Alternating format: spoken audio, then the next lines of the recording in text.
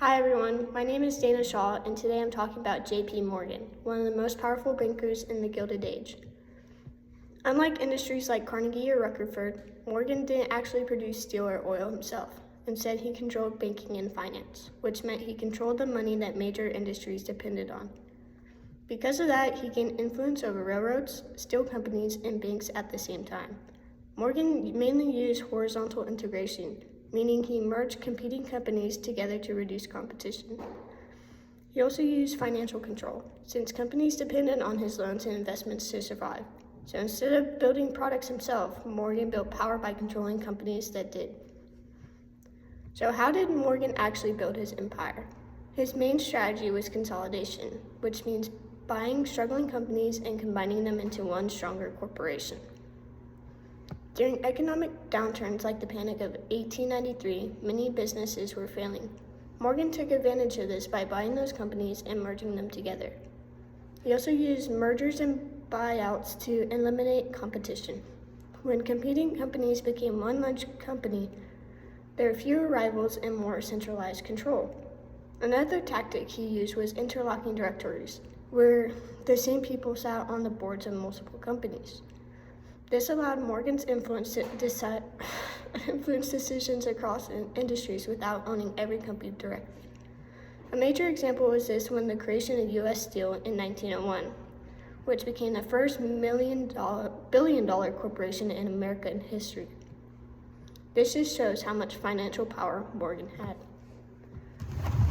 In my visual aid, Morgan is shown on top, with arrows connecting him to steel, railroads, and banking.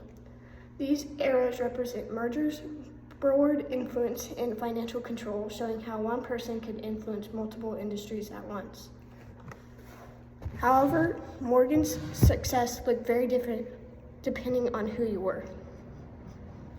From worker perspective, conditions were often harsh. Many laborers worked 10 to 12 hours a day, 6 days a week in dangerous environments with little safety regulations. Morgan opposed labor unions because strikes interrupted production and profits. A major example of labor conflict during this period was Homestead's strike of 1892. The strike became violent when armed guards clashed with workers and several people were killed. This just shows how industrial growth often came at the expense of the workers' safety and rights. From the consumer perspective, the effects were mixed. Large corporations could produce goods more efficiently, which sometimes helped stabilize prices. But when competition disappeared, consumers had fewer choices and large companies gained more control over the market. From the government and democracy perspective, Morgan's influence was extremely significant. During the Panic of 1907, the American financial system was close to collapsing. Morgan personally organized major banks to provide emergency funding to stabilize the economy. In other words, one private banker helped prevent a national financial disaster. This shows that the laissez-faire policies, or the idea that government should stay out of business, were not always applied equally.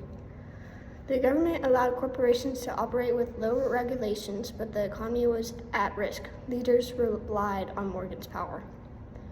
Eventually, this led to the creation of the Federal Reserve in 1913, which gave government more control over banking so that no single person would have that much financial power again. So overall, did J.P. Morgan help or harm America? Well, the answer is really both.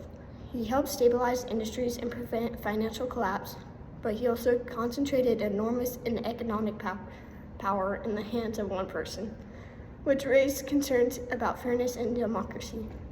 Unlike Carnegie or Rutherford, Morgan was not widely known for large-scale philanthropy, which makes it harder to argue that he gave back in the same way. However, one lasting impact of his influence is the Federal Reserve System, which still plays a major role in regulating banking and economic stability today. In the end, J.P. Morgan helped shape modern American finance, but his career also showed how the dangers of unchecked corporate power during the Golden Age. Thank you.